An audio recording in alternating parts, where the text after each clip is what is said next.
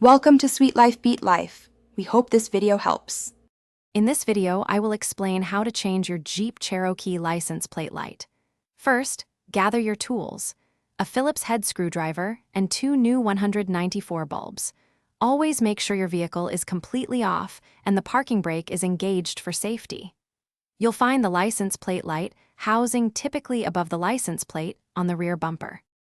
Now, use your Phillips head screwdriver to remove the 2 small retaining screws holding the light housing in place. Once the screws are out, gently pry the housing away from the bumper. Be careful not to force it. Then, carefully disconnect the electrical connector by pressing the tab and pulling it free. This will give you full access to the bulb. With the housing open, twist the bulb socket counterclockwise about 1/4 of a turn to release it. Gently pull the old 194 bulb straight out from the socket. Now, take your new 194 bulb and firmly insert it into the socket. Make sure it's seated correctly.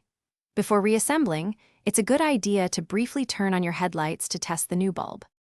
To finish up, reconnect the electrical connector to the light housing, ensuring it clicks into place. Carefully position the housing back into its spot on the bumper and secure it with the 2 retaining screws. Give them a snug turn, but don't over-tighten.